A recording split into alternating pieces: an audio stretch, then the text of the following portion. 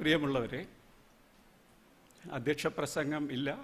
Doctor Rajendran Pilankatta അദ്ദേഹത്തിന് മറ്റു ചില ഔദ്യോഗിക തിരക്കുകൾ കാരണം, അതുകൊണ്ട് അധ്യക്ഷ പ്രസംഗവും ഒരു കീനോട്ട് അഡ്രസ്സും കൂടെ രണ്ടും കൂടെ എന്തായാലും അധ്യക്ഷ പ്രസംഗത്തിലേക്ക് കടക്കുന്നില്ല. ഞാൻ നേരിട്ട് വിഷയത്തിലേക്ക് കടക്കാം. ശാസ്ത്ര സാങ്കേതിക പദാവലിയുടെ വിവിധ കോണുകളിൽ നിന്നുള്ള വിവിധ വിഷയങ്ങളിൽ നിന്നുള്ള വീക്ഷണങ്ങൾ നിങ്ങൾ കേട്ടു കഴിഞ്ഞു. ഞാൻ സംസാരിക്കാൻ ആഗ്രഹിക്കുന്നത് ഈ വർക്ക്ഷോപ്പിൻ്റെ പ്രധാനപ്പെട്ട തീമായ unified terminology for Indian languages എന്നതിനെക്കുറിച്ചും മലയാളത്തിന് ഉണ്ടാകേണ്ട ഒരു ശാസ്ത്ര സാങ്കേതിക പദാവലിയുടെ നയം എന്തായിരിക്കണം എന്നതിനെക്കുറിച്ചുമുള്ള ഭാഷാശാസ്ത്രപരമായ വീക്ഷണം ആണ് ഞാൻ അവതരിപ്പിക്കാൻ ശ്രമിക്കുന്നത്. തീർച്ചയായും ഭാഷാശാസ്ത്രപരമായി മാത്രം വീക്ഷിക്കേണ്ട ഒരു കാര്യമല്ല, മറ്റ് വീക്ഷണകോണുകൾക്ക് അതിൻ്റേതായ പ്രാധാന്യമുണ്ട്. പക്ഷേ ഭാഷാശാസ്ത്രത്തിന് ഇവിടെ ഒരു പ്രത്യേക സാങ്കത്യമുണ്ട് എന്ന് ഞാൻ കരുതുകയാണ്. ഞാൻ ഈ വിഷയത്തിലേക്ക് കടക്കുന്നതിന് മുമ്പ് നമ്മൾ മറന്നു പോകാൻ പാടില്ലാത്തൊരു കാര്യം നിങ്ങളുടെ ശ്രദ്ധയിലേക്ക് കൊണ്ടുവരികയാണ്. അത് ഭാഷാശാസ്ത്രത്തിൻ്റെ മാത്രം വിഷയമല്ല. ഇവിടെ ഒരുപാട് സയൻസ് ഡിപ്പാർട്ട്മെൻറ്റ്സൊക്കെ ഉണ്ട്, ജീനോമിക് സയൻസ്, ലൈഫ് സയൻസ് ഒക്കെ ഉണ്ട്.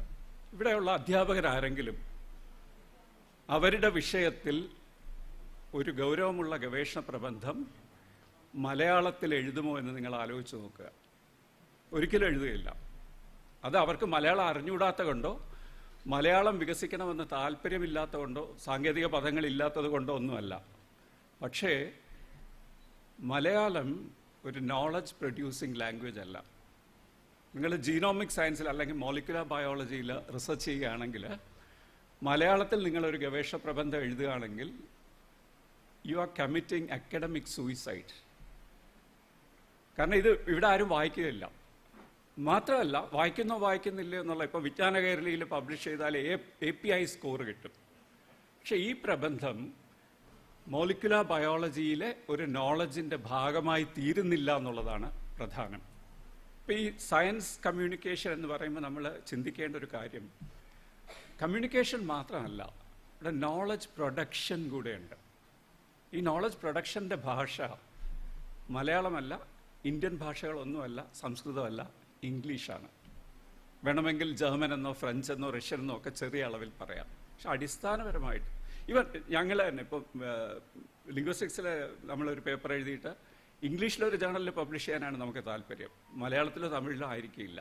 ആണെങ്കിൽ അതിൻ്റെ ഒരു റീച്ച് കുറയുന്നു, നമ്മുടെ ഇത് അക്സെപ്റ്റ് ചെയ്യുന്നില്ല. ഈ തത്വം, ഒരുപാട് കാര്യങ്ങൾ അതിനെക്കുറിച്ച് പറയാനുണ്ട്, പക്ഷെ എൻ്റെ വിഷയമല്ല. പക്ഷെ ഇത് നമ്മൾ മാറ്റി വെച്ചിട്ട് ഇതിനെക്കുറിച്ച് ചിന്തിക്കാൻ പറ്റില്ല. പണ്ട് ബ്രിട്ടീഷ് എംപയറിൻ്റെ കാലത്ത് ഒരിക്കലൊരു സെമിനാർ ഇംഗ്ലണ്ടിൽ നടന്നതിനെക്കുറിച്ച് വളരെ സരസമായൊരു സംഭവമുണ്ട്. അന്ന് വിവിധ ഭാഷകളിലുള്ളവർ ഒത്തുകൂടി അവരവരുടെ ഭാഷകളെക്കുറിച്ച് നമ്മൾ പച്ചമലയാളത്തിൽ പറഞ്ഞാൽ മേനി പറയുകയായിരുന്നു. ജർമ്മനിൽ ഇന്നതുണ്ട്, ഇന്ന ഓതേഴ്സ് ഉണ്ട്, അതുണ്ട്, അങ്ങനെ, അല്ലെങ്കിൽ ഇറ്റാലിയൻ, ഫ്രഞ്ച്, അങ്ങനെ അവരെല്ലാവരും പറഞ്ഞു. സാറിന് എല്ലാം കഴിഞ്ഞ് ഇത് സംഗ്രഹിച്ച് പറഞ്ഞത് ഒരു ബ്രിട്ടീഷുകാരനായിരുന്നു. അദ്ദേഹം പറഞ്ഞു, what ever you told, all those things are true. French may be more poetic, German may be more philosophic, Italian may be more flowery, but more business is done in English എന്നാണ് അദ്ദേഹം പറഞ്ഞത്. ഇതൊരു വലിയൊരു ഈ ഭാഷയുടെ ഒരു സ്ഥാനം ലോകത്ത് എന്താണ് എന്നുള്ളതിനെക്കുറിച്ച് വലിയൊരു സത്യം നമ്മൾ മറക്കാൻ പാടില്ലാത്തൊരു കാര്യമാണ്. നമ്മൾ മലയാളത്തിൽ ഈ പദാവലിയൊക്കെ എങ്ങനെയെങ്കിലും ഉണ്ടാക്കിയെന്ന് തന്നെ ഇരിക്കട്ടെ, ഇത് സയൻറ്റിസ്റ്റ് ഉപയോഗിക്കാൻ പോകുന്നില്ല. നമുക്കാകെ ചെയ്യാവുന്നത് സ്കൂളിലൊക്കെ ഉപയോഗിക്കാം. പക്ഷെ സയൻറ്റിസ്റ്റിൻ്റെ കമ്മ്യൂണിക്കേഷൻ ലാംഗ്വേജ് ആയിട്ട് ഇപ്പോഴും ഉപയോഗിക്കുന്നില്ല. ഇപ്പോൾ തമിഴും മലയാളവും തമ്മിൽ സയൻസ് കമ്മ്യൂണിക്കേഷൻ നടക്കില്ല ഒരിക്കലും. കാരണം അവർ ഇംഗ്ലീഷിലേക്കാണ് തിരിയുന്നത്. അപ്പോൾ ഈ പദാവലി ഉണ്ടാക്കുക എന്ന് പറയുന്നത് ഈ ഒരു തലത്തിൽ നോക്കുമ്പോൾ രണ്ടാമത്തെ കാര്യമാണ്. കുറച്ച് വെള്ളം. ഇത് രണ്ടാമത്തെ തലത്തിലെ ഒരു കാര്യമാണ്. പദാവലി ഇല്ലാത്തത് കൊണ്ടല്ല മലയാളിയും തമിഴനും പരസ്പരം ആശയവിനിമയം നടത്താത്തത്. പക്ഷേ ശാസ്ത്രത്തിൻ്റെ ഭാഷ മലയാളമോ തമിഴോ അല്ലാത്തത് കൊണ്ടാണ്. എന്ന് പറഞ്ഞാൽ നമ്മുടെ ഭാഷകളിൽ വിജ്ഞാനമില്ല എന്നുള്ളതല്ല. But none of these languages can be classified as a knowledge producing language. ഇപ്പോൾ മോളിക്കുലർ ബയോളജിയിലെ അല്ലെങ്കിൽ ജീനോമിക്സിലോ ജ്ഞാനം എന്ന് പറയുന്നത് തമിഴിലോ മലയാളത്തിലോ ഹിന്ദിയിലോ ഒന്നും ഉൽപ്പാദിപ്പിക്കപ്പെടുന്നതല്ല. ഇതിലൊക്കെ ചില വിഷയങ്ങളിൽ, ഇപ്പോൾ ഉദാഹരണമായിട്ട്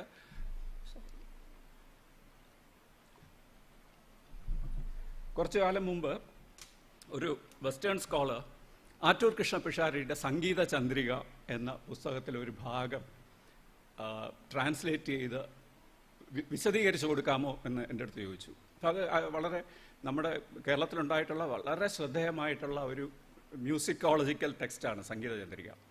അപ്പോൾ അതിൽ ആറ്റൂർ കൃഷ്ണപിഷാരി വളരെ ഒറിജിനലായിട്ടുള്ളൊരിതാണ്. 22 ശ്രുതികളുണ്ടെന്നാണ് നമ്മുടെ ഒരു സങ്കല്പം. സംഗീതം അറിയാവുന്നവർക്ക് ചിലപ്പോൾ അറിയായിരിക്കും. ശ്രുതി എന്ന് പറഞ്ഞാൽ സാ തൊട്ട് മുകളിലത്തെ സാ വരെ എത്തുന്നതിനിടയ്ക്ക് എത്ര സ്വരസ്ഥാനമുണ്ട്. നമ്മൾ സപ്തസ്വരം എന്ന് പറയുന്നെങ്കിലും ഈ 2 എണ്ണം ഉണ്ട്, അല്ലെങ്കിൽ 3 എണ്ണം ഉണ്ടെന്ന് സങ്കല്പിക്കാം. അങ്ങനെ 22 സ്വരസ്ഥാനമുണ്ട്. അത് 22 എന്ന് എങ്ങനെ തെളിയിക്കും? അദ്ദേഹം കുറച്ച് വീണകളൊക്കെ വെച്ചിട്ടൊരു പരീക്ഷണം പറയുന്നുണ്ട്. ഈ ഭാഗമാണ് അദ്ദേഹം ട്രാൻസ്ലേറ്റ് ചെയ്ത് കൊടുക്കാൻ ആവശ്യപ്പെട്ടത്. അങ്ങനെ ചില വിഷയങ്ങളിലല്ലാതെ നമ്മുടെ ശാസ്ത്രവും നമ്മുടെ ഭാഷകളുമായിട്ടുള്ള അടുപ്പം വളരെ കുറവാണ്. അപ്പോൾ ഇങ്ങനെ ഒരു നോളജിനല്ലാതെ ആരും മലയാളത്തിനെയോ ഇതിനെയോ, സംസ്കൃതം തീർച്ചയായും അതിൻ്റെ ഒരു പരമ്പരാഗത വിജ്ഞാനം എന്ന് പറയുന്നത് വളരെ വലുതാണ്. പക്ഷേ ആധുനിക ശാസ്ത്രത്തിൻ്റെ ഭാഷകളല്ല ഇതൊന്നും, ഭാഷാശാസ്ത്രം ഉൾപ്പെടെ. ഇപ്പോൾ നമ്മൾ കമ്മ്യൂണിക്കേഷൻ എളുപ്പമാക്കാൻ വേണ്ടി കോമൺ ടെർമിനോളജി ഉണ്ടാക്കുന്നു എന്ന് പറയുമ്പോൾ ഈ ഒരു വശം നമ്മൾ മറക്കാൻ പാടില്ല. ഒരുപാട് കാര്യങ്ങൾ ഇതിനെക്കുറിച്ച് ചർച്ച ചെയ്യാനുണ്ട്. ഇപ്പോൾ നിങ്ങൾ ഇതിൻ്റെ ഒരു ലളിതമായൊരു കാര്യം ആലോചിച്ചാൽ മതി. നിങ്ങൾ ഇംഗ്ലീഷിൽ നിന്ന് മലയാളത്തിലേക്ക് ഒരു ലേഖനം ലിംഗ്വിസ്റ്റിക്സിൽ വിവർത്തനം ചെയ്യുകയാണ്. ലിംഗ്വിസ്റ്റിക്സിലോ അല്ലെങ്കിൽ സാഹിത്യത്തിലോ ഏതെങ്കിലും മേഖലയിൽ നിങ്ങൾക്കൊരു വാക്ക് കിട്ടിയില്ല മലയാളത്തിൽ, എന്ത് ചെയ്യും? നിങ്ങൾ ഇംഗ്ലീഷ് എഴുതും അവിടെ. തിരിച്ചോ, മലയാളത്തിലെ ഒരു ലേഖനം ഇംഗ്ലീഷിലേക്ക് നിങ്ങൾ വിവർത്തനം ചെയ്യുകയാണ്, നിങ്ങൾക്കൊരു വാക്ക് കിട്ടാതെ വരുമ്പോൾ നിങ്ങൾ മലയാളം എഴുതുമോ? ഒരിക്കലും ഇല്ല. കാരണം ഈ ലാംഗ്വേജിൻ്റെ പവർ സ്ട്രക്ചർ എന്ന് പറയുന്നത്, പവർ റിലേഷൻസ് എന്ന് പറയുന്നത് വളരെ വ്യത്യാസമാണ്. നമുക്കൊരു മലയാളം വാക്ക് അവിടെ എടുത്തു വെക്കാൻ പറ്റില്ല. ഇംഗ്ലീഷ് വളരെ എളുപ്പം വെക്കാം. കാരണം ഇംഗ്ലീഷ് നമ്മൾ അർത്ഥം അറിഞ്ഞുണ്ടെങ്കിൽ നമ്മൾ കണ്ടുപിടിച്ചോണം എന്നുള്ളതാണ്. പക്ഷേ മലയാളത്തിലൊരു ലേഖനം വിവർത്തനം ചെയ്തതിലെ മലയാളം വാക്ക് ആരും കണ്ടുപിടിച്ച് വായിക്കാൻ പോകുന്നില്ല. ഇത് ലിംഗ്വിസ്റ്റിക്സിന് പുറത്തുള്ളൊരു കാര്യമാണ്. എങ്കിലും ഇത് നമ്മൾ മറക്കാൻ പാടില്ല എന്ന് ഓർമ്മിപ്പിച്ചുകൊണ്ട് ഞാൻ എൻ്റെ വിഷയത്തിലേക്ക് കടക്കുകയാണ്. ഈ uniform scientific and technical terminology എന്നുള്ളത് ഇപ്പോൾ ഉണ്ടായൊരു ആശയമല്ല.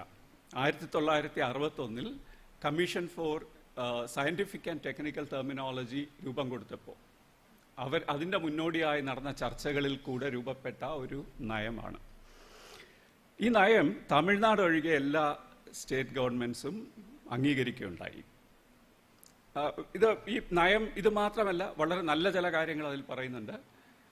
ഒരു ഭാഷയിൽ വേരുറച്ചു കഴിഞ്ഞൊരു വാക്ക് നമ്മൾ മാറ്റേണ്ടതില്ല. ഇൻ്റർനാഷണൽ ടേംസ് അങ്ങനെ തന്നെ ഉപയോഗിക്കാം. അത് ഇംഗ്ലീഷോ മറ്റു ഭാഷകളിലെയോ അത് അതുപോലെ ഉപയോഗിക്കാം. നമ്മൾ വിവർത്തനം ചെയ്യേണ്ട കാര്യമില്ല. ഇങ്ങനെ വളരെ നല്ല കുറച്ച് നിർദ്ദേശങ്ങളുണ്ട്. പക്ഷെ അതിൻ്റെ കൂടെ ഒരു നിർദ്ദേശമുള്ളത്, സംസ്കൃതത്തിൽ നിന്ന് ശാസ്ത്ര സാങ്കേതിക പദാവലി സ്വീകരിച്ചാൽ ഭാരതീയ ഭാഷകൾ തമ്മിൽ ശാസ്ത്ര ആശയവിനിമയം സുഗമമായിരിക്കും എന്നൊരു പോളിസി അതിൽ. ആ പോളിസിയുടെ ഭാഗമായിട്ടാണ് ഭാഷാ ഇൻസ്റ്റിറ്റ്യൂട്ടും മറ്റ് പല സംസ്ഥാനങ്ങളിലും അതിൻ്റെ ഇതായിട്ട് ഗ്രന്ഥ അക്കാഡമി എന്ന് പറയുന്നവരൊക്കെ വൊക്കാബുലറി അല്ലെങ്കിൽ ഗ്ലോസറീസ് ഉണ്ടാക്കിയിട്ടുള്ളത്. നിരവധി ഗ്ലോസറികൾ പല ഭാഷകളിലുമുണ്ട്. ഇത് ഈ ഗ്ലോസറിയിൽ ഏകീകൃത ഒരു സയൻറ്റിഫിക് ടെർമിനോളജി, ഏകീകൃതം എന്ന് പറഞ്ഞാൽ ഇവരെ ഒരുമിച്ചിരുന്ന് ഏകീകരിച്ചല്ല, പക്ഷേ ടെർമിനോളജി ആവശ്യമുള്ളപ്പോഴൊക്കെ സംസ്കൃതത്തിലേക്ക് പോവുക എന്നുള്ളതാണ് അവിടെ ചെയ്യുന്നത്. ഞാൻ കേരള ഭാഷാ ഇൻസ്റ്റിറ്റ്യൂട്ട് പ്രസിദ്ധീകരിച്ച ജീവശാസ്ത്രം ഗ്ലോസറിയിൽ നിന്നുള്ള കുറച്ച് പദങ്ങൾ വായിക്കാം, നിങ്ങളത് കേട്ടുകൊള്ളുക. അധ അളിന്തോഷ്ടകം, അളിന്ത നിലയ കാപാടിക. ഇംഗ്ലീഷ് ഞാൻ മറന്നുപോയി, എൻ്റെ തലയിൽ നിൽക്കുന്നില്ല, അത്ര ഭീകര സാധനമാണ്. ഊർവിക അഭിവർത്തിനി, ഗ്രന്ഥിപ്രാവിത ജരായുധ, കന്ദകീകാര പ്രക്രിയ, ജതുക ജംബിക വിതരം. അത് പറയാൻ തന്നെ നമ്മൾ ഈ ടെർമിനോളജി മുന്നിൽ വെച്ചുകൊണ്ട് നമ്മൾ ചിന്തിക്കേണ്ടത് എന്താണ് ഇത്തരമൊരു ഏകീകരണത്തിലൂടെ നമ്മൾ നേടാൻ പോകുന്നത്. എന്തുകൊണ്ടാണ് നമ്മൾ സംസ്കൃതത്തിൽ നിന്ന് എടുക്കണം എന്ന് പറയുന്നത്? ടെർമിനോളജി വരുമ്പോഴൊക്കെ സംസ്കൃതത്തിൻ്റെ പേരാണ് ആദ്യം കേൾക്കുന്നത്. വാസ്തവത്തിൽ 3 സാധ്യതയുണ്ട് നമ്മൾ ഇന്ത്യയിൽ നിന്ന് നോക്കുമ്പോൾ. ഒന്ന്, ഇംഗ്ലീഷിൽ നിന്ന് എടുക്കാം. 50കളിലൊക്കെ സ്കൂളിലെ ടെക്സ്റ്റ് ബുക്സിലൊക്കെ അങ്ങനെയുണ്ട്. ടെർമിനോളജി ഇംഗ്ലീഷിൽ മലയാളത്തിൽ ട്രാൻസ്ലിറ്ററേറ്റ് ചെയ്തിട്ട് ബ്രാക്കറ്റിൽ ഇംഗ്ലീഷ് പദം കൂടെ എഴുതിയിരിക്കും. അങ്ങനെ ഹൈസ്കൂളിലൊക്കെ ടെക്സ്റ്റ് ബുക്സിൽ അങ്ങനെ ചെയ്തിട്ടുണ്ട്. പൂർണ്ണമായും ഇംഗ്ലീഷിൽ നിന്ന് എടുക്കാം ടെർമിനോളജി. നമ്മൾ ഒരർത്ഥത്തിൽ ആലോചിച്ച് നോക്കിയാൽ നമുക്ക് പെട്ടെന്ന് തോന്നും സയൻസ് പഠിക്കുക എന്ന് പറഞ്ഞാൽ ഈ ടെർമിനോളജി പഠിക്കുക കൂടെയാണ്. ടെർമിനോളജി ഒരു കൺസെപ്റ്റ് അതിൻ്റെ അകത്ത് അടങ്ങിയിരിക്കുകയാണ്. അപ്പോൾ ടെർമിനോളജി കൊണ്ട് മാത്രം കാര്യമില്ല, കൺസെപ്റ്റും കൂടെ നമ്മൾ മനസ്സിലാക്കുക. അപ്പോൾ ഈ കൺസെപ്റ്റ് വിശദീകരിച്ചാലേ ഒക്കെ പറ്റുകയുള്ളൂ. ഇപ്പോൾ വിസ്തീർണം, ഞങ്ങളൊക്കെ സ്കൂളിൽ പഠിച്ചത്, വിസ്തീർണം എന്ന് പറയുന്നത് നമുക്ക് സെമാൻറ്റിക്കലി ഒപ്പേക്കാണ്. എന്താണതെന്ന് മനസ്സിലാവുകയില്ല. പക്ഷെ ഗണിതശാസ്ത്രം പഠിക്കുമ്പോൾ വിസ്തീർണം എന്താണെന്ന് പഠിക്കുകയാണ്. അങ്ങനെ പഠിക്കുകയാണെങ്കിൽ ഏത് ഭാഷയിൽ നിന്നും കൂടെ എടുത്തൂടെ? ഇംഗ്ലീഷിൽ നിന്ന് ഇഷ്ടം പോലെ എടുക്കാം നമുക്ക്. നമ്മൾ ഈ ടെർമിനോളജി ഉണ്ടാക്കാൻ ബുദ്ധിമുട്ടുന്നത് എന്താണ്? അപ്പോൾ ഇംഗ്ലീഷിൽ നിന്ന് എടുക്കാം, സംസ്കൃതത്തിൽ നിന്ന് എടുക്കാം, വേണമെങ്കിൽ ഹിന്ദിയിൽ നിന്ന് എടുക്കാം ടെർമിനോളജി എന്ന് തോന്നും. പക്ഷേ ഭാഷാശാസ്ത്രപരമായി ഇതിന് വലിയൊരു പ്രശ്നമുണ്ട്. ഇംഗ്ലീഷിൽ നിന്ന് നമ്മൾ ടെർമിനോളജി എടുക്കുക എന്ന് വിചാരിക്കുക. ഞാൻ ഭാഷാശാസ്ത്രത്തിൻ്റെ ഒരു സാഹചര്യത്തിൽ നിന്ന് വിശദമാക്കാം. ഇപ്പോൾ സിൻടാക്സ് എന്നുള്ളത് നമ്മൾ വാക്യഘടന എന്നുള്ളത് എടുക്കുന്നതിന് പകരം സിൻടാക്സ് എന്ന് തന്നെ ഉപയോഗിക്കുന്നു എന്ന് തീരുമാനിക്കുന്നു. അപ്പോൾ അടുത്ത എന്ത് സംഭവിക്കും? സിൻടാക്റ്റിക് എന്നുള്ളത് ഉപയോഗിക്കേണ്ടി വരും. അപ്പോൾ സിൻടാക്റ്റീയ എന്ന് ഉപയോഗിക്കുമോ സിൻടാക്റ്റിക് എന്ന് തന്നെ ഉപയോഗിക്കുമോ? സിൻടാക്റ്റിക് എന്ന് ഉപയോഗിക്കേണ്ടി വരും. അതാണ് കേൾക്കാനൊരു സുഖം. അപ്പോൾ സിൻടാക്സിൽ നിന്ന് തുടങ്ങി സിൻടാക്റ്റിക് എന്ന് പറഞ്ഞ മറ്റൊരു രൂപം കൂടെ നമ്മൾ കടമെടുത്തു. ഇനി സിൻടാക്സും സെമാൻറ്റിക്സും ഉണ്ട്. അപ്പോൾ സിൻടാക്സ് എന്ന് പറഞ്ഞിട്ട് മറ്റേതിന് അർത്ഥവിജ്ഞാനി എന്ന് പറയാൻ പറ്റില്ല. ചിലപ്പോൾ ഇത് കമ്പൈൻ ചെയ്യേണ്ടി വരും. സിൻടാക്റ്റിക് ആൻഡ് സെമാൻറ്റിക് എന്നുള്ളതിന് സിൻടാക്റ്റിക്കും അർത്ഥവിജ്ഞാനീയപരവും എന്ന് പറയുന്നതിനേക്കാളും സിൻടാക്റ്റിക് ആൻഡ് സെമാൻറ്റിക് എന്ന് പറയുന്നതല്ലേ നല്ലത്. സിൻടാക്റ്റിക്കോ സെമാൻറ്റിക് എന്ന് പറയാം. അപ്പോൾ ഇത് രണ്ടും കൂടെ ചേർക്കേണ്ടി വരുന്നു. അപ്പോൾ കുറച്ച് കഴിയുമ്പോൾ നമ്മൾ ഇംഗ്ലീഷിൽ നിന്നുള്ള, ഇതാണ് നമ്മൾ ലാംഗ്വേജ് വൈറ്റാലിറ്റി എന്ന് പറയുന്നത്. കുറച്ച് കഴിയുമ്പോൾ നമുക്ക് തോന്നും എന്തിനാ മലയാളം ഇംഗ്ലീഷിൽ പഠിച്ചാൽ പോരെ എന്ന് തോന്നും. അവിടെയാണ് ഇത് എത്തി നിൽക്കുന്നത്. അത് എന്താ അതിൻ്റെ പ്രശ്നം എന്ന് പറഞ്ഞാൽ, നമുക്കൊരു പദം എടുത്തു കഴിഞ്ഞിട്ട് മറ്റൊരു ഭാഷയിൽ നിന്ന് എടുത്തു കഴിഞ്ഞ് അവിടെ അത് നിൽക്കുന്നില്ല. അപ്പം നമ്മുടെ ഭാഷയ്ക്ക് പദരൂപന പ്രക്രിയകളുണ്ട്. അടിസ്ഥാനപരമായി അവയെ ആശ്രയിക്കുകയും അവ പര്യാപ്തമല്ലാത്ത അവസരങ്ങളിൽ മാത്രം മറ്റു ഭാഷകളിലേക്കും പോവുക എന്നുള്ളതാണ് കുറച്ചുകൂടെ ഒരു ആരോഗ്യപരമായ സമീപനം. അപ്പം ഈ പദങ്ങൾ നമ്മൾ സംസ്കൃതത്തിൽ നിന്ന് എടുത്താലും സംസ്കൃതത്തിലേക്ക് നമ്മൾ ഓടിപ്പോകുന്നതിന് വലിയൊരു കാര്യമുണ്ട്. നമ്മൾ സംസ്കൃതത്തിലേക്ക് പോയാൽ ഒരു ഇക്വലൻ്റ് കിട്ടാത്തൊരു സന്ദർഭം എന്നുള്ളത് ഉണ്ടാവുകയില്ല. അത് കാര്യം ഋഗ്വേദത്തിൻ്റെ കാലം തൊട്ട് ഇതിൽ പദങ്ങൾ ഉണ്ടാവുകയും it has been used as A language of knowledge. അപ്പോൾ കെമിസ്ട്രിയോ മെറ്റലോ അങ്ങനെ പലതും ഉപയോഗിച്ച് പല പദങ്ങളുണ്ട്. എന്ന് മാത്രമല്ല ഈ പദങ്ങൾ അത്രയും റെക്കോർഡഡ് ആണ്. ഇപ്പോൾ സാധാരണ ഭാഷകളിൽ ഈ പദങ്ങൾ ഉണ്ടാവുകയും പിന്നീട് അതങ്ങ് പോവുകയും ചെയ്യും. ഇവ ഒരു വളരെ നേരത്തെ ആലേഖനം ചെയ്യപ്പെട്ടൊരു ഭാഷയായതുകൊണ്ട് ഈ പദങ്ങൾ അത്രയും നിൽക്കുന്നു. ഇപ്പം നമ്മൾ ഒരു വാക്കെടുത്താൽ, ഒരു ആശയം എടുത്താൽ ആ ആശയം സൂചിപ്പിക്കുന്ന 10, 20, 30 വാക്കുകൾ സംസ്കൃതത്തിൽ നിന്ന് കിട്ടും. ഇതൊന്ന്. രണ്ട്, നമ്മൾ സയൻറ്റിഫിക് ടെർമിനോളജിയുടെ ഉള്ളിലേക്ക് ഞാൻ പോകുന്നില്ല. പക്ഷേ സയൻറ്റിഫിക് ടെർമിനോളജി അല്ലെങ്കിൽ സയൻറ്റിഫിക് കൺസെപ്റ്റ്സ് നമ്മൾ ഉപയോഗിക്കുമ്പോൾ ഒരു പ്രക്രിയ, ഒരവസ്ഥ, ഒരു പ്രക്രിയയുടെ ഉൽപ്പന്നം, ഇങ്ങനെ പലതിനെക്കുറിച്ച് നമുക്ക് സംസാരിക്കേണ്ടി വരും. ഏത് ശാസ്ത്രത്തിലായാലും ഇതിനൊക്കെ ഉള്ള വാക്ക്, അതായത് ഇതിൻ്റെയൊക്കെ ബന്ധം കാണിക്കുന്ന വാക്കുകൾ സംസ്കൃതത്തിൽ നിന്നുണ്ടാക്കാൻ കഴിയും. പിന്നെ സംസ്കൃതത്തിലെ സമാസത്തിൻ്റെ പ്രത്യേകത, നമുക്ക് 2 ക്രിയകളെ ചേർക്കാം, 2 നാമങ്ങളെ ചേർക്കാം, നാമവിശേഷണവും നാമവും കൂടെ ചേർക്കാം. ഒരുപാട് സാധ്യതകളുണ്ട്. ഇത് നമ്മൾ മനസ്സിലാക്കിയ ഇത് തന്നെ ഒരുപാട് സംസാരിക്കാനും ചർച്ച ചെയ്യാനുമുള്ള ഒരു കാര്യമാണ്. ഇതൊക്കെ ഉണ്ട് സംസ്കൃതത്തിന്. പക്ഷേ സംസ്കൃതത്തിൽ നിന്ന് നമ്മളൊരു പദം എടുത്താൽ, ഇപ്പോൾ ഞാൻ നേരത്തെ പറഞ്ഞ പോലെ ഒരു കൺസെപ്റ്റ് പഠിപ്പിക്കുന്നു പറഞ്ഞാൽ, നിങ്ങൾ ലിംഗ്വിസ്റ്റിക്സ് പഠിക്കുന്നവർ സൊസ്യൂറിൻ്റെ വളരെ മനോഹരമായ ഒരു ഉദാഹരണം നിങ്ങൾക്ക് ഓർമ്മ കാണും. അദ്ദേഹം പറഞ്ഞത്, ഒരു ചെസ് ബോർഡിൽ നമ്മൾ കളിച്ചുകൊണ്ടിരിക്കുമ്പോൾ അതിലെ ഒരു കരു കളഞ്ഞു പോയാൽ നമ്മൾ എന്ത് ചെയ്യാം? നമ്മളൊരു കല്ലെടുത്ത് വെച്ചാൽ മതി. അവിടെ ചെസ്സിൻ്റെ ഒരു ഇത് ആവശ്യമില്ല. ഒരു കല്ലെടുത്ത് വെച്ചാൽ നിങ്ങൾക്ക് കളിക്കാം. എന്തുകൊണ്ടാണ്? പദം എന്ന് പറയുന്നത് ഡിക്ഷണറിയിലോട്ടല്ല പോകുന്നത്, it goes into a system. അപ്പോൾ ആ സിസ്റ്റമാണ് അർത്ഥമുണ്ടാക്കുന്നത്. അപ്പം അദ്ദേഹം പറഞ്ഞതിൻ്റെ ആശയം, ഒരു പദത്തിൻ്റെ രൂപമല്ല അതിനർത്ഥം നൽകുന്നത്, പക്ഷേ അതൊരു സിസ്റ്റത്തിനകത്ത് പ്രവർത്തിക്കുന്നു എന്നുള്ളത് കൊണ്ടാണ് അതിനർത്ഥം ഉണ്ടാകുന്നത്. അപ്പോൾ അങ്ങനെ നോക്കുകയാണെങ്കിൽ നമുക്ക് ഏത് വാക്ക് വേണോ എടുക്കാം, എന്ത് വേണോ എടുത്തു വെക്കാം. ഇപ്പോൾ ഈ അധ അളിന്തോഷ്ടകം എന്നുള്ളതിന് പകരം എനിക്ക് ABCDEFG എന്ന് വേണമെങ്കിൽ എഴുതാം. അത് ആ ഒരു സിസ്റ്റത്തിനകത്തോട്ട് പോവുകയാണ്. പക്ഷേ എല്ലാം കല്ല് പറക്കി വെച്ചാലോ കളിക്കാൻ പറ്റുകയില്ല. എന്ന് മാത്രമല്ല, 2 കല്ലാണെങ്കിൽ തന്നെ പോയി തീർന്നു. കാരണം സിസ്റ്റം വിൽ കൊലാപ്സ് എന്നുള്ളതാണ് ഇവിടെ പ്രശ്നം. അപ്പോൾ ഒരു ഭാഷയിൽ നിന്ന് ഒരു പദം നമ്മളെടുത്ത് മറ്റൊരു ഭാഷയിൽ വെക്കുമ്പോൾ എന്ത് സംഭവിക്കുന്നു എന്നുള്ളത് നമ്മൾ മനസ്സിലാക്കിയിരിക്കണം. ഒന്ന്, ആ പദം അതിൻ്റെ വേരുകളിൽ നിന്ന് നമ്മൾ പിഴുതെടുക്കുകയാണ്. അത് ഒരു സിസ്റ്റത്തിൽ വർക്ക് ചെയ്യുകയാണ്. ആ സിസ്റ്റത്തിൽ നിന്ന് നമ്മൾ മുറിച്ച് മാറ്റിയെടുക്കുകയും ഇവിടെ ഒരു സിസ്റ്റത്തിൽ വെക്കുമ്പോൾ ആ സിസ്റ്റത്തിന് ഇതിന് വേരുകളില്ല. ഇങ്ങനെയാണ്. ഞാൻ വളരെ ലളിതമായിട്ടൊരു ഉദാഹരണം പറയാം. ഇത് ഭാഷാ ഇൻസ്റ്റിറ്റ്യൂട്ടിൻ്റെ ഒരു ഗ്ലോസറിയിലുള്ളതാണ്. നിങ്ങളൊക്കെ സ്കൂളിൽ ഗണിതശാസ്ത്രത്തിൽ സെറ്റ് തിയറി പഠിച്ചിട്ടുണ്ട്. അപ്പോൾ അതിൽ ഡിസ്ജോയിൻ്റ് സെറ്റ് എന്ന് പറഞ്ഞൊരു കൺസെപ്റ്റ് നിങ്ങൾക്കൊക്കെ ഓർമ്മ കാണും. അപ്പോൾ ഒരു സെറ്റ് ABC എന്നാണെങ്കിൽ മറ്റേത് DEF. ഒരു പൊതുവായ ഘടകങ്ങളില്ല. അങ്ങനെയുള്ള ഇതിനാണ് ഡിസ്ജോയിൻ്റ് സെറ്റ് എന്ന് പറയുന്നത്. ഇതേ കൺസെപ്റ്റ് തന്നെ കംപ്ലീറ്റ്ലി ഡിസ്ജോയിൻ്റ് സെറ്റ് എന്നും പറയുന്നുണ്ട്. ഒരേ കൺസെപ്റ്റാണ്, 2 വാക്ക് ഉപയോഗിച്ച്.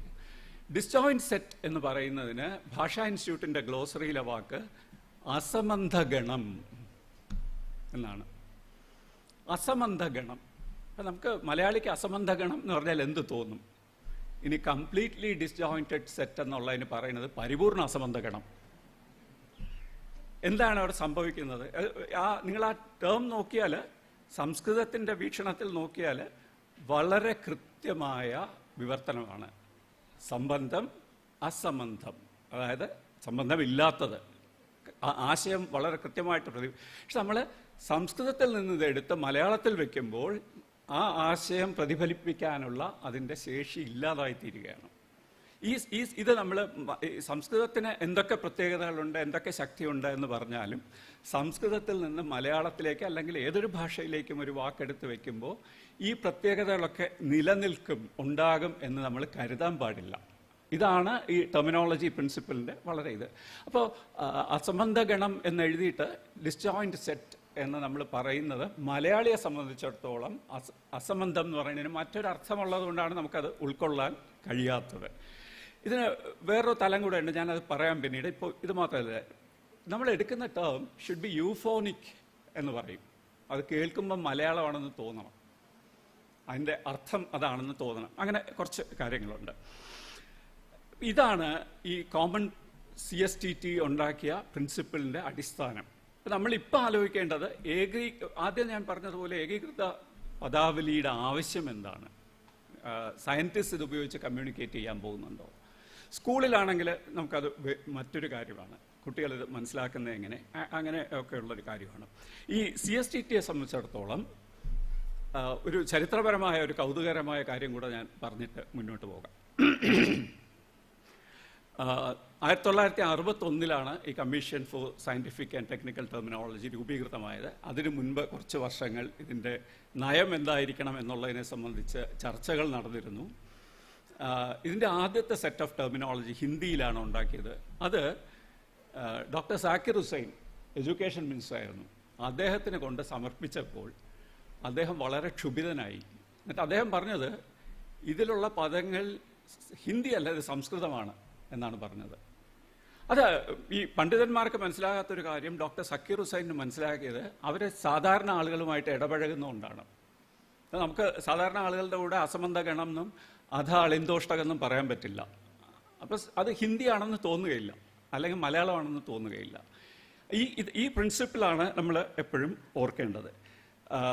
ഇത് തൽക്കാലം അവിടെ നിൽക്കട്ടെ. ഇതിൽ നിന്ന് ഞാൻ ഈ സയൻറ്റിഫിക് ആൻഡ് ടെക്നിക്കൽ ടെർമിനോളജിയെക്കുറിച്ച് ഏറ്റവും അധികം ഗവേഷണം നടന്നിട്ടുള്ളതും ഏറ്റവും പ്രവർത്തനം നടന്നിട്ടുള്ളതും റഷ്യൻ ഭാഷയിലാണ്. ഒരുപാട് ടെർമിനോളജി അവർ ഉണ്ടാക്കുകയും പ്രയോഗത്തിൽ കൊണ്ടുവരികയും എന്താണ് ടെർമിനോളജി എന്നുള്ളതിനെക്കുറിച്ചുള്ള ഒരു ആശയം രൂപീകരിക്കുകയും ഒക്കെ ചെയ്തിട്ടുണ്ട്. അപ്പം നമ്മൾ ഈ ടെർമിനോളജി എന്ന് പറയുന്നത് എന്താണ് എന്നൊന്ന് ലഘുവായി ചിന്തിച്ചിട്ട് അടിസ്ഥാനപരമായിട്ട് നമ്മളിത് മനസ്സിലാക്കേണ്ടത് ടെക്നിക്കൽ ടെർമിനോളജിയുടെ അടിസ്ഥാന ധർമ്മം നിങ്ങൾ വായിക്കുന്നത് അല്ലെങ്കിൽ നിങ്ങൾ കേൾക്കുന്നത് സയൻറ്റിഫിക് രജിസ്റ്ററാണ് എന്ന് സിഗ്നൽ ചെയ്യുകയാണ്. ഞാനൊരു ഉദാഹരണം പറയാം. ഇപ്പോൾ എനിക്ക് ദേഷ്യം വരുമ്പോൾ ഞാൻ പറയാം, ഞാൻ നിൻ്റെ തലമണ്ട അടിച്ച് പൊളിച്ച് കളയും എന്ന് പറയാം. ഞാൻ നിൻ്റെ ശിരസ്സടിച്ച് പൊളിച്ച് കളയുമെന്ന് പറയില്ല. ശിരസ് മലയാളികൾക്കൊക്കെ മനസ്സിലാവും. പക്ഷേ ഞാൻ ദേഷ്യപ്പെട്ടാണെങ്കിൽ നിൻ്റെ തലമണ്ട അടിച്ച് പൊളിക്കും എന്നാണ് ഞാൻ പറയുന്നത്. എന്തുകൊണ്ടാണത് പറയുന്നത്? ഈ എല്ലാ ഭാഷയിലും രണ്ട് തരം വൊക്കാബുലറി ഉണ്ട്. ഒന്ന് കോർ വൊക്കാബുലറി എന്ന് പറയും. ആ ഭാഷയുടെ ഏറ്റവും അടിസ്ഥാനപരമായ വൊക്കാബുലറി എവിടെ വേണോ ഇത് ഉപയോഗിക്കാം. ഇപ്പോൾ ഈ തല എന്ന് പറയുന്നത് ഒരു ഡോക്ടർക്ക് ഉപയോഗിക്കാം. തലയുടെ അകത്ത് ഇന്ന പ്രശ്നമുണ്ട് എന്ന് പറയാം. അദ്ദേഹത്തിന് സെഫാലം എന്നോ ശിരസ്സെന്നോ പറയേണ്ട ആവശ്യമില്ല. പക്ഷേ ഒരു സയൻറ്റിഫിക് സിറ്റുവേഷനിൽ തല എന്നും പറയാം, ശിരസ്സെന്നും പറയാം. പക്ഷേ ശിരസ്സെന്ന് പറയുന്നതാണ് ഒരു രീതി. അപ്പോൾ അടിസ്ഥാനപരമായിട്ട് ഇത് സിഗ്നൽ ചെയ്യുന്നത് ഇത് സയൻറ്റിഫിക് രജിസ്റ്ററാണ് എന്ന് സിഗ്നൽ ചെയ്യുക എന്നുള്ളതാണ് സയൻറ്റിഫിക് ടെർമിനോളജിയുടെ അടിസ്ഥാന ധർമ്മം. രണ്ടാമത്, ഈ റഷ്യക്കാർ ഈ സയൻറ്റിഫിക് ടെർമിനോളജിയുടെ പ്രിൻസിപ്പിൾസ് എന്ന് പറയുന്നത് ഒരു 20ഓളം പ്രിൻസിപ്പിൾസ് പറയുന്നുണ്ട്. ഞാനത് എല്ലാത്തിലും കടക്കുന്നില്ല. പക്ഷെ പ്രധാനപ്പെട്ട കാര്യങ്ങൾ ഞാനൊന്ന് പറഞ്ഞു പോകാം. ഇതിൽ ആദ്യത്തത് കറക്റ്റ് കൊണറ്റേഷൻ എന്ന് പറയും. അപ്പോൾ നമ്മൾ ഈ പറഞ്ഞ ഉദാഹരണത്തിൽ നിന്ന് തന്നെ മനസ്സിലാക്കുക, അസമന്ത ഗണം എന്ന് പറയുന്നതിൻ്റെ കറക്റ്റ് കൊണറ്റേഷൻ അല്ല. അത് നമ്മൾ അതിൽ കൂടെ ധരിക്കേണ്ട ഒരു കൺസെപ്റ്റിനെ അല്ല അത് ചെയ്യുന്നത്. അത് നമുക്ക് വേണമെങ്കിൽ വളരെ ലളിതമായിട്ട് സെമാൻറ്റിക് ട്രാൻസ്പെറൻസി എന്ന് പറയാം. അപ്പോൾ അളിന്തോഷ്ടകം എന്ന് പറയുന്നത് ട്രാൻസ്പെറൻ്റ് അല്ല, ഒപ്പേക്കാണ്. ഇപ്പോൾ നമ്മൾ ഉപയോഗിക്കുന്ന എല്ലാ വാക്കും അങ്ങനെ ആയിരിക്കണം എന്നില്ല. ഇപ്പോൾ വിസ്തീർണം എന്നൊക്കെ പറയുന്ന പദം ഒപ്പേക്കായിരുന്നു, നമുക്ക് മനസ്സിലായിട്ടില്ല. പക്ഷേ വിസ്തീർണം കണക്ക് കൂട്ടുന്ന ഇങ്ങനെയാണെന്നൊരു ഫോർമുല പഠിച്ചു തന്നിട്ട് അത് ഞാൻ രസമുള്ളൊരു ഉദാഹരണം പറയാം. ഞാൻ 5ാം ക്ലാസ്സിൽ പഠിച്ചിരുന്നപ്പോൾ ഒരു പരീക്ഷയ്ക്ക് 4/3 വ്യൂൽക്രമ ഭിന്നം എത്ര എന്ന് ചോദിച്ചിരുന്നു. എനിക്ക് ഉത്തരം അറിഞ്ഞുകൂടായിരുന്നു. അപ്പോൾ ഉത്തരക്കടലാസ് തന്നിട്ട് ആ സാർ എൻ്റെ തലയിലൊരു അടിയും തന്നിട്ട് പറഞ്ഞു, 4/3 വ്യൂൽക്രമ ഭിന്നം 3/4, ഇതുപോലെ നിനക്ക് അറിഞ്ഞുകൂടെ എന്ന് ചോദിച്ചു. അപ്പോൾ വാസ്തവത്തിൽ എനിക്കിപ്പം തോന്നുന്നു അടിക്കേണ്ടിയിരുന്ന എന്നെയല്ല, ഈ വ്യൂൽക്രമ ഭിന്നം എന്ന് പറഞ്ഞൊരു പദം 5ാം ക്ലാസ്സിലെ കുട്ടിയുടെ മുമ്പിൽ വെക്കുന്ന ആളുകളെ വേണമായിരുന്നു അടിക്കേണ്ടത്. പക്ഷെ അന്ന് ഞാൻ വിചാരിച്ചു ഞാനെന്തൊരു മണ്ടനാണ്, എനിക്കിതുപോലും അറിഞ്ഞു. അപ്പോൾ ഈ കറക്റ്റ് കൊനറ്റേഷൻ എന്നുള്ളത്, അപ്പോൾ ട്രാൻസ്പെറൻസി എന്ന് പറയുന്നത്, സെമാൻറ്റിക് ട്രാൻസ്പെറൻസി എന്ന് പറയുന്നത് വളരെ വളരെ പ്രധാനപ്പെട്ട ഒരു പ്രിൻസിപ്പിളാണ്.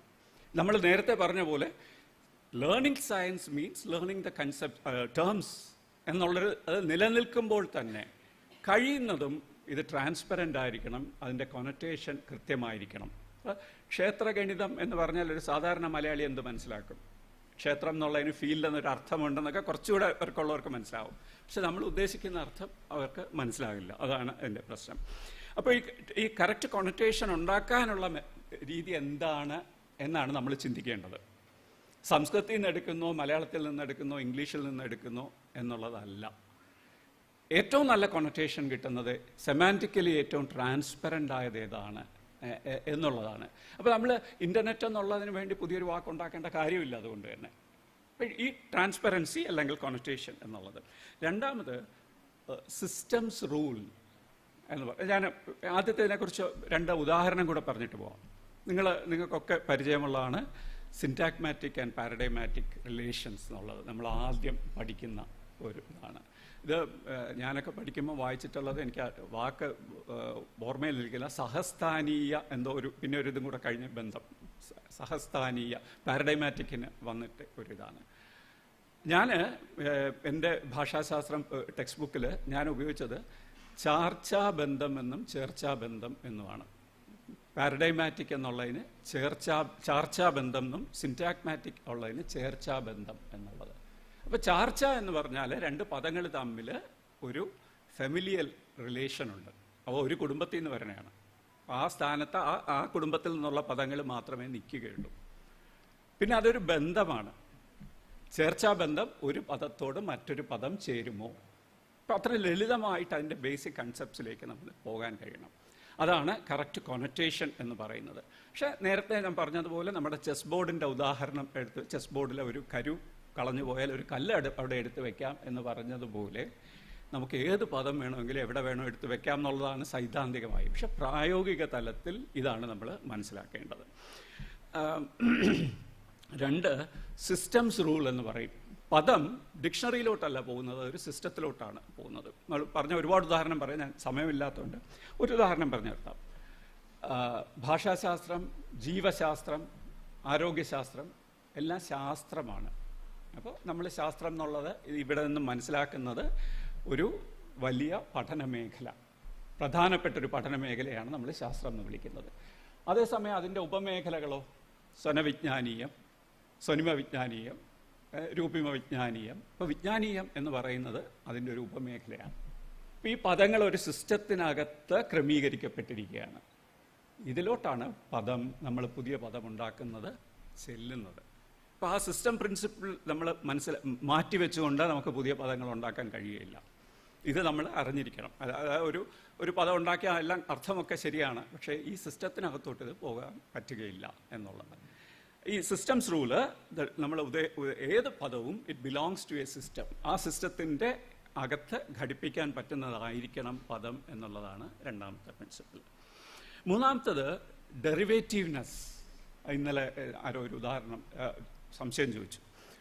ഒരു പദം സൃഷ്ടിച്ചു കഴിഞ്ഞാൽ അതിൻ്റെ റിലേറ്റഡ് കൺസെപ്റ്റ്സ് എല്ലാം അതേ റൂട്ടിൽ നിന്ന് അല്ലെങ്കിൽ അതേ പദത്തിൽ നിന്ന് ഉൽപ്പാദിപ്പിക്കാൻ കഴിയണം. 95% പറ്റിയേക്കും, പക്ഷെ ചിലപ്പം പറ്റാതെ വരും, വളരെ അപൂർവമായിട്ട്.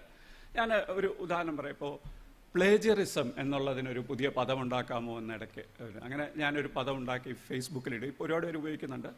പകർപ്പ് രചന എന്നാണ് ഞാൻ ഉണ്ടാക്കിയ ഒരു പദം. പലരും രചനാ ചൗര്യം എന്നൊക്കെ സജസ്റ്റ് ചെയ്തിട്ടുണ്ടായിരുന്നു. സംസ്കൃതം ഒരാൾ പറഞ്ഞു, എന്തോന്നും പകർപ്പ് രചനാ ചൗര്യം, ഒരു അന്തസ്സുള്ള വാക്ക് ഉണ്ടായി. അപ്പോൾ നമുക്ക് സംസ്കൃതത്തിന് കുറച്ചൊരു അന്തസ്സുണ്ടെന്ന് നമുക്ക് തോന്നുകയാണ്. വാസ്തവത്തിൽ ഈ ചോരണം എന്നുള്ള പദം തന്നെ ദ്രാവിഡമാണ്. ചോർത്തുന്നവനാണ് ചോരണം ചെയ്യുന്നത്. അത് ഒരു ദ്രാവിഡത്തിൽ നിന്ന് പോയിട്ടുള്ളൊരു, അത് പോട്ടെ, അത് വേറൊരു കാര്യം. അപ്പോൾ ഈ ഡെറിവേറ്റീവ്നെസ്, പകർപ്പ് രചന എന്നൊരു പദം ഉണ്ടാക്കിയാൽ പ്ലേജറിസ്റ്റ് എന്നുള്ളതിനൊരു പദം വേണം, പകർപ്പ് രചയിതാവ്. ഞാൻ ലളിതമായൊരു ഉദാഹരണം പറഞ്ഞാൽ, ചിലപ്പോൾ സയൻസിലൊക്കെ നമ്മൾ എടുക്കുമ്പോൾ 5-6 പദങ്ങൾ ഇങ്ങനെ ബന്ധപ്പെട്ട് വരും. അതിനൊക്കെ ഉണ്ടാക്കുക എന്ന് പറഞ്ഞാൽ ഒരു ബുദ്ധിമുട്ടാണ്. അപ്പോൾ ഈ ഡെറിവേറ്റീവ്നെസ് പ്രിൻസിപ്പിൾ, ഈ കൺസെപ്റ്റുമായിട്ട് റിലേറ്റഡ് ആയിട്ടുള്ള എല്ലാ പദങ്ങളും ഇതിൽ നിന്ന് ഡിറൈവ് ചെയ്യാൻ പറ്റണം എന്നുള്ളതാണ് ഡെറിവേറ്റീവ്നെസ് പ്രിൻസിപ്പിൾ. മറ്റൊന്ന് കൺസൈസ്നെസ്. അതെനിക്ക് എളുപ്പം മനസ്സിലാവും. ഇപ്പം നേരത്തെ പറഞ്ഞ പോലെ അധ അളിന്തോഷ്ടകം അളിന്ത നിലയെ കാപാടിക എന്നൊക്കെ പറഞ്ഞു കഴിഞ്ഞാൽ പിന്നെ അവർ ആ വിഷയം നിർത്തിയിട്ട് വീട്ടിൽ പോവും, പഠിക്കാൻ വരികയില്ല. അതേസമയം ചർച്ചാബന്ധം എന്ന് പറയുമ്പോൾ പ്രശ്നമില്ല. മറ്റൊന്ന് യൂഫോണി, കേൾവി സുഖം എന്നാണ് അതിൻ്റെ ഒരു ട്രാൻസ്ലേഷൻ. പക്ഷെ നമ്മളത് കുറച്ചുകൂടെ ആഴത്തിൽ മനസ്സിലാക്കേണ്ട ഒരു കൺസെപ്റ്റാണ്. ഇത് കേൾക്കാനുള്ള ഒരു സുഖം മാത്രമല്ല,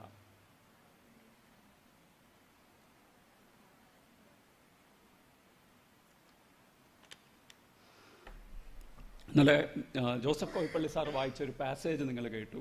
മലയാളമാണ് കേൾക്കുന്നത് നമുക്ക് തോന്നുകയില്ല, വേറെ എന്തോ ഒരു ഭാഷ അല്ലെങ്കിൽ മലയാളത്തിൻ്റെ ഇടയിൽ കൂടെ മറ്റൊരു ഭാഷ കയറി വരുന്നതായിട്ട് തോന്നും. അപ്പം അങ്ങനെയുള്ള ഒരു റിയാക്ഷൻ നമ്മളിൽ നിന്ന് ഉണ്ടാക്കുന്നതാണ് യൂഫോണിക് അല്ലാത്ത പദങ്ങൾ. ഇത് തന്നെ നിങ്ങൾ കേട്ട് നോക്കൂ. അധ അളിന്തോഷ്ടക അളിന്ത നിലയ കാപാടിക ജതുക ജംബിക വിതരൻ. അപ്പം അതൊക്കെ ഇപ്പോൾ കുതിര ചാടിപ്പോകുന്ന പോലെയൊക്കെയുള്ളൊരു ഇതൊക്കെ ഉണ്ട് അതിന്, ആ ടേംസിന്. അപ്പോൾ അത് മലയാളത്തിൻ്റെ ഒരു രീതിയല്ല, അതിൻ്റെ ഒരു ഇൻറ്റർനേഷനോ ഇതൊന്നുമല്ല. അപ്പം അങ്ങനെയുള്ള ഒരു പദം. അപ്പോൾ എന്താണ് മലയാളത്തിൻ്റെ രീതി എന്ന് പറഞ്ഞാൽ, ഞാൻ അതിലേക്ക് വീണ്ടും വരാം. മലയാളത്തിൻ്റെ ഒരു രീതി അനുസരിച്ച് എന്ന് കേട്ടാൽ മലയാളം എന്ന് പറയുന്നത് നമുക്ക് സംസ്കൃതം ഒഴിച്ചു നിർത്തിയിട്ടുള്ളതല്ല, മലയാളത്തിൽ നിലവിലുള്ള സംസ്കൃതം കൂടെ ഉപയോഗിച്ചുകൊണ്ടാണ്. ഇപ്പം ചർച്ചാബന്ധം എന്ന് പറയുന്നതിൽ ബന്ധം എന്നുള്ളത് സംസ്കൃതം തന്നെയാണ്, പക്ഷെ ആ ബന്ധം മലയാളികൾക്ക് അറിയാവുന്നൊരു ബന്ധമാണ്. അപ്പം മലയാളികൾ അറിയുന്ന മനസ്സിലാക്കുന്ന ഏത് പദവും, നമുക്ക് 100% പറയാൻ പറ്റില്ല, ചിലത് അറിഞ്ഞുകൂടാതെ വരും. സാധാരണഗതിയിൽ മലയാളത്തിൽ കടന്നു വന്നിട്ടുള്ളത്, മലയാളത്തിൽ ഉപയോഗിക്കുന്നതുമായ ഏത് പദവും നമുക്കിതിന് ഉപയോഗിക്കാം. സംസ്കൃതത്തിൽ നിന്ന് പുതിയ റൂട്ട്സ് കൊണ്ടുവരുമ്പോഴാണ് ഈ പ്രശ്നം, അളിന്ത നിലയ കാവാടികയൊക്കെ ഉണ്ടാകുന്നത്. അടുത്തത് കറക്റ്റ് ഗ്രാമർ ആൻഡ് സ്റ്റൈൽ എന്ന് പറയും. ഇത് ഒരുപാട് കാര്യങ്ങൾ വിശദീകരിക്കാനുണ്ട്. ഞാൻ ഒരു ലളിതമായൊരു കാര്യം മാത്രം പറഞ്ഞു നിർത്താം. ഇവിടെ വ്യാകരണം എന്ന് പറയുന്നത് സംസ്കൃത വ്യാകരണമല്ല, മലയാള വ്യാകരണമാണ്. നിങ്ങൾ വായനാവാരം തുടങ്ങുമ്പോഴൊക്കെ ഫേസ്ബുക്കിലും ഒക്കെ ആളുകൾ കുറിക്കണത് വായനാവാരം എഴുതുന്ന തെറ്റാണ്, വായന വാരം ആണ്. വനിതാ വിദ്യാലയം എന്ന് എഴുതാൻ പാടില്ല, വനിത വിദ്യാലയം. മാതൃകാ ദമ്പതികൾ എന്നെഴുതിയാൽ മാതാവിൽ നിന്നുള്ള ദമ്പതികൾ എന്നാണ് അതിൻ്റെ അർത്ഥം. ഇങ്ങനെയൊക്കെ ഇത് കാണും. ഇത് എന്താണ്? ഇത് സംസ്കൃതത്തിലെ വ്യാകരണമാണ്. മലയാളത്തിൽ ഇങ്ങനെ ഒരു വ്യാകരണം ഇല്ല. സംസ്കൃതത്തിൽ നിന്നൊരു വാക്ക് മലയാളത്തിലേക്ക് വന്നാൽ അത് മലയാളമാണെന്ന് കരുതി വേണം നമ്മൾ ഉപയോഗിക്കാൻ. ഈ വായനാവാരത്തിൻ്റെ കാര്യം ഞാൻ പറയാം. ഇവിടെ പെരിയ ഹോട്ടൽ എന്ന് പറഞ്ഞൊരു സാധനമുണ്ട്. പെരിയ ഹോട്ടൽ എന്ന് പറയുന്നതും പെരിയ ഹോട്ടൽ എന്ന് പറയുന്നതും തമ്മിൽ വ്യത്യാസമുണ്ട്. പെരിയ ഹോട്ടൽ എന്ന് നമ്മൾ പറയുന്നത്, ഇത് രണ്ടും കൂടെ ഒരു സാധനത്തിനെയാണ് പറയുന്നത്. ശശി തരൂരിന് വോട്ട് ചെയ്തു എന്ന് പറയുന്നത് ശശി തരൂരിന് വോട്ട് ചെയ്തു എന്ന് പറയുന്ന വ്യത്യാസമുണ്ട്. ഇപ്പം നമ്മൾ ഈ രണ്ട് പദങ്ങളും കൂടെ, അതിലെ ആരോഗ്യമന്ത്രി വീണ ജോർജ് എന്നാണ് എഴുതുന്നത് അല്ലേ? പക്ഷെ നമ്മൾ വീണ ജോർജ് എന്ന് പറയില്ല. വീണ ജോർജ് എന്ന് പറഞ്ഞാൽ അവരുടെ പേരാവുകയുള്ളൂ. ഒരു തരം ഒരു സന്ധിയാണത്. സന്ധി ഉണ്ട് എന്ന് സൂചിപ്പിക്കുന്നതാണത്. അപ്പോൾ ഞാൻ അതിൽ ഒരുപാട് കാര്യങ്ങൾ ഈ വ്യാകരണമായിട്ട് എന്നാലും നമ്മൾ മലയാളികൾ മനസ്സിലാക്കുന്ന വ്യാകരണം, മലയാളത്തിലേക്കൊരു പദം വന്നാൽ അതിൻ്റെ അർത്ഥവും വ്യാകരണവും മലയാളത്തിനകത്താണ് ഉള്ളത്. സംസ്കൃതത്തിൽ നിന്നോ മറ്റേതൊരു ഭാഷയിൽ നിന്നോ ഒരു പദം എടുത്തു കഴിഞ്ഞാൽ അതിൻ്റെ അർത്ഥവിവക്ഷകളും ഷെയ്ഡ്സ് ഓഫ് മീനിങ്ങും ഒക്കെ കൂടെ അതിൻ്റെ കൂടെ ഇങ്ങനെ വരുന്നു എന്ന് നമ്മൾ കരുതരുത്. അതൊക്കെ ഡിക്ഷണറിയിലേ ഉള്ളൂ. നമ്മളെടുത്താൽ നമ്മൾ ഉപയോഗിക്കുന്ന അർത്ഥം മാത്രമേ അതിന് ഉള്ളൂ. യുണീക്നെസ്, ട്രാൻസ്ലേഷൻ, ഞാൻ അതിലോട്ട് കടക്കുന്നില്ല, ഒരുപാട് ഇതായിട്ട്. ഓക്കെ, അപ്പം ഇതാണ് അതിൻ്റെ ഒരു പദാവലി നിർമ്മിക്കുന്നതിനുള്ള പ്രിൻസിപ്പിൾസ് ആയിട്ട് റഷ്യക്കാർ 20 എണ്ണം പറയുന്നുണ്ട്. ഞാൻ ഇതിലോട്ടൊന്നും കടക്കുന്നില്ല. പ്രധാനപ്പെട്ട കുറച്ച് കാര്യങ്ങൾ നിങ്ങളുടെ മുന്നിൽ അവതരിപ്പിച്ചു എന്നുള്ളതേ ഉള്ളൂ. ഇനി ഈ പദാവലി നമ്മൾ സംസ്കൃതത്തിൽ നിന്നോ ഇംഗ്ലീഷിൽ നിന്നോ എടുക്കുന്നു, എന്തുകൊണ്ട് എടുക്കുന്നു, മലയാളത്തിന് അതിനുള്ള കഴിവുണ്ടോ തുടങ്ങിയ കാര്യങ്ങളെക്കുറിച്ച്. മലയാളത്തിന് ശാസ്ത്ര ഭാഷയാകാനുള്ള കഴിവില്ല എന്ന് ഉറച്ചു വിശ്വസിച്ചിരുന്ന ഒരാൾ വളരെ മനോഹരമായി ശാസ്ത്രലേഖനങ്ങൾ മലയാളത്തിൽ എഴുതിയിരുന്ന ഒരാളാണ്. അത് ഡോക്ടർ ഭാസ്കരൻ നായർ എന്ന് പറഞ്ഞ വളരെ പ്രസിദ്ധനായ നിരൂപകനും ഭാഷാ പണ്ഡിതനുമൊക്കെ ആയിരുന്നു. അപ്പം അദ്ദേഹം മലയാള ഗദ്യം എന്ന് പറഞ്ഞ 1930കളിൽ എഴുതിയ ഒരു ലേഖനത്തിൽ പറയുന്നുണ്ട്, ഈ സാങ്കേതിക പദാവലി ഇല്ലാത്തത് കൊണ്ടൊന്നുമല്ല മലയാളത്തിൽ ശാസ്ത്രം എഴുതാൻ കഴിയാത്തത്, അത് നമുക്ക് ഇംഗ്ലീഷിൽ നിന്ന് എടുക്കാം, പക്ഷെ മലയാളം ശാസ്ത്രത്തിന് ചേർന്നതല്ല. എന്നിട്ട് അദ്ദേഹം ഒരു ഉദാഹരണം കൂടെ പറയുന്നുണ്ട്. അതാണ് ഏറ്റവും രസകരമായൊരു ഉദാഹരണം. It coils in 2 ways from the central point towards either end of the inner road in opposite directions. അപ്പോൾ അദ്ദേഹം പറയുന്നത് ഇത് മലയാളത്തിൽ പറയാൻ കഴിയില്ല എന്നാണ്. അദ്ദേഹം ഉദാഹരണം കൊടുത്തിരിക്കുകയാണ്. ഇത് ഞാൻ ഒരുപാട് സെമിനാറിന് ഇത് കുട്ടികളെ കൊണ്ട് വിവർത്തനം ചെയ്യിച്ചിട്ട്, ഇത് ആരുടെയാണെന്നൊന്നും പറഞ്ഞിട്ടില്ല, നമുക്ക് വളരെ ലളിതമായിട്ട് വിവർത്തനം ചെയ്യാം. പക്ഷെ അദ്ദേഹം എന്താണ് പറയാൻ കാര്യം? ഇംഗ്ലീഷിൽ പഠിക്കുകയും ശാസ്ത്രം ഇംഗ്ലീഷിൽ പഠിപ്പിക്കുകയും ചെയ്ത ഒരാൾക്ക് മലയാളം കേൾക്കുമ്പോൾ ഉണ്ടാകുന്ന ഒരു ഇതാണ്. ഇപ്പോൾ ഞാൻ പറഞ്ഞില്ലേ, പകർപ്പ് രചന എന്ന് പറയുമ്പോൾ ഒരാൾ എന്ത് പകർപ്പ് രചനാ ചൗര്യം എന്ന് പറഞ്ഞാൽ പോരെ എന്ന് ചോദിക്കും. അപ്പോൾ അതൊരു സോഷ്യൽ ലിംഗ്വിസ്റ്റിക് ഫാക്ടേഴ്സാണ്. ഞാൻ അതിലേക്ക് വരാം. അപ്പം മലയാളത്തിന് അല്ലെങ്കിൽ അങ്ങനെ ഒരു ഭാഷയ്ക്കും ശാസ്ത്ര സാങ്കേതിക പദങ്ങൾ പല ഭാഷകളിലും ഉണ്ടായിരിക്കുകയില്ല. പക്ഷെ ഭാഷ എന്ന നിലയ്ക്ക് എന്ത് ശാസ്ത്രമാണെങ്കിലും, അത് റോക്കറ്റ് സയൻസ് ആണെങ്കിലും ജീനോമിക്സ് ആണെങ്കിലും IT ആണെങ്കിലും അതൊക്കെ പ്രകടിപ്പിക്കാൻ കഴിയും. നമ്മളത് ഉപയോഗത്തിലൂടെ അത് വികസിച്ച് വരുന്ന ഒന്നാണ്. മലയാളത്തിന് കഴിയും. ഇനി നമ്മൾ പറഞ്ഞ ഈ മാതൃക, മലയാളത്തിൽ അനുവർത്തിച്ചിരിക്കുന്ന ഒരു മാതൃക ഈ സംസ്കൃതത്തിൽ നിന്ന് എടുക്കുക എന്നുള്ളതാണ്. ഇപ്പോൾ എല്ലാവരും ക്വഥനാങ്കം എന്നുള്ളതിൻ്റെ ഉദാഹരണം പറഞ്ഞു. വിസ്തീർണം എന്ന് ഞാൻ പഠിച്ച പദം ഇപ്പോൾ പരപ്പളവ് എന്നാണ്. പക്ഷെ ഇതിനൊക്കെ ഒരു പ്രശ്നമുണ്ട്. നമ്മൾ ഭാഷാശാസ്ത്രപരമായിട്ട് ഓരോ ഭാഷയ്ക്കും അവരുടേതായ സോഷ്യോ ലിംഗ്വിസ്റ്റിക് ബിഹേവിയർ ഉണ്ട്, അല്ലെങ്കിൽ ക്യാരക്ടറിസ്റ്റിക് ഉണ്ട്. തമിഴരുടെ സോഷ്യോ ലിംഗ്വിസ്റ്റിക് ക്യാരക്ടറിസ്റ്റിക്കും നമ്മളുടേതും വളരെ വ്യത്യാസമുള്ളതാണ്. ഞാൻ കുറച്ച് ഉദാഹരണം പറയാം. ഇപ്പോൾ ഗതാഗതം എന്നുള്ളതിന് പോക്കുവരത്ത് എന്നാണ് തമിഴർ ഉപയോഗിക്കുന്ന വാക്ക്. ഇത് നമുക്ക് ചിരി വരും. എന്തോന്നും പോക്കുവരത്ത്. നമുക്ക് ഗതാഗതം എന്ന് പറഞ്ഞാൽ ഒരു ഗമേ ഉള്ളൂ. പ്രസരണം എന്നുള്ളതിന് പരപ്പുതൽ എന്നാണ് തമിഴ് പദം. ഇനി നമുക്ക് വളരെ മലയാളം മീഡിയത്തിൽ പഠിച്ചവർക്കൊക്കെ വളരെ പരിചിതമായ പ്രവേഗം. പ്രവേഗത്തിന് വേഗ അളവ് എന്നാണ് തമിഴിൽ ഉപയോഗിച്ചിരിക്കുന്നത്. ത്വരണം എന്നുള്ളതിന് വേഗ വളർച്ചി എന്നും പിണ്ഡം എന്നുള്ളതിന് നിറൈ എന്നുമാണ് ഉപയോഗിച്ചിരിക്കുന്നത്. ഇത് രണ്ട് വളരെ വ്യത്യാസമുള്ള സോഷ്യോ ലിംഗ്വിസ്റ്റിക് ബിഹേവിയറാണ്.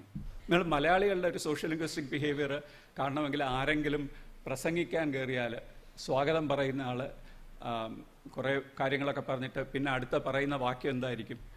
എന്നിൽ നിക്ഷിപ്തമായ കർത്തവ്യത്തിലേക്ക് ഞാൻ പ്രവേശിക്കട്ടെ എന്നാണ് പറയുന്നത്. മലയാളം പറയില്ല, കഴിയുന്നതും സംസ്കൃതം. നിങ്ങൾ തിരുവനന്തപുരത്ത് വന്നാൽ അവിടെയൊക്കെ എഴുതി വച്ചേക്കും, ഇവിടെ മാലിന്യം നിക്ഷേപിക്കുന്നത് ശിക്ഷാർഹമാണ്.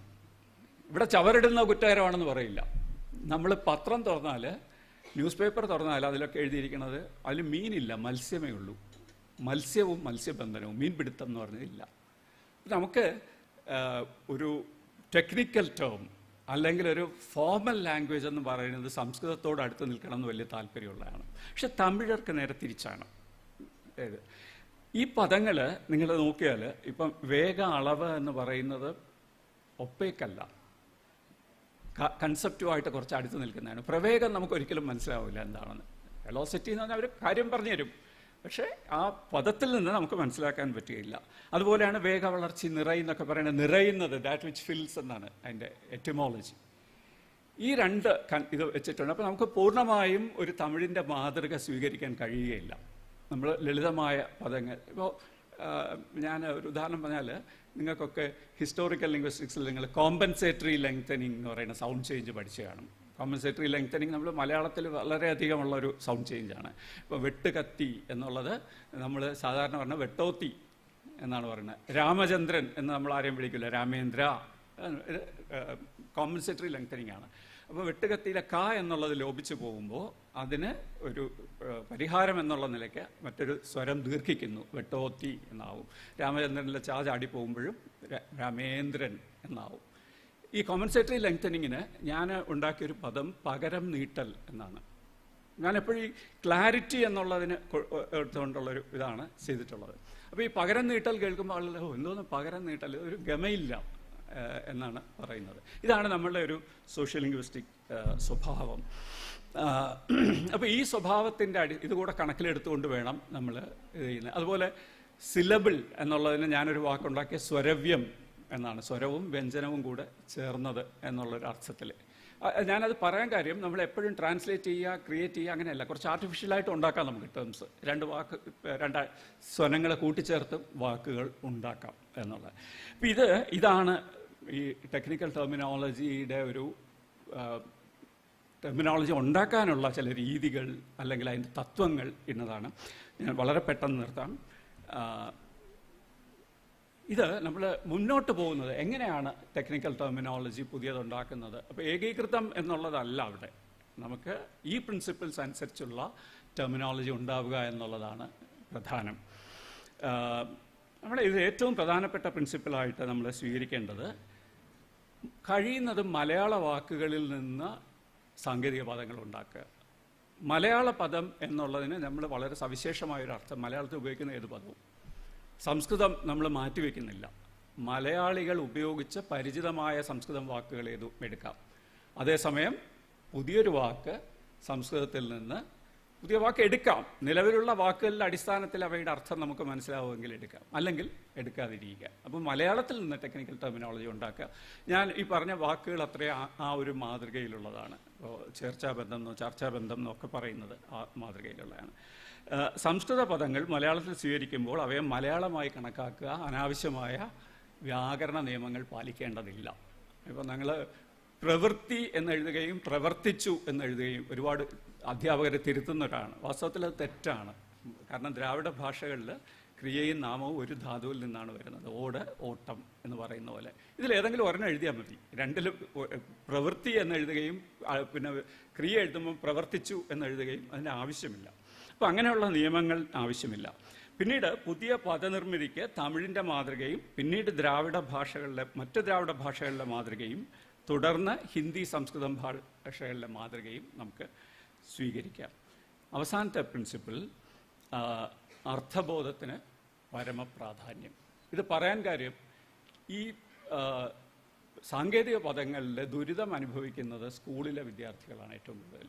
ശാസ്ത്രം പഠിക്കുന്നവർ ശാസ്ത്രമോ ഗണിതശാസ്ത്രമോ വെറുത്തു പോകുന്ന തരത്തിലുള്ള പദങ്ങൾ ഇപ്പോഴും ഉപയോഗിക്കുന്നുണ്ട്.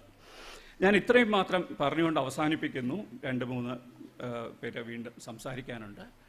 ഈ ഇങ്ങനെയൊരു ചർച്ച തുടങ്ങി വയ്ക്കാൻ ഈ ശില്പശാല സംഘടിപ്പിച്ച ഭാഷാശാസ്ത്ര വിഭാഗത്തെയും ഡോക്ടർ ശ്രീകുമാറിനെയും നിങ്ങളെ എല്ലാവരെയും അഭിനന്ദിക്കുന്നു.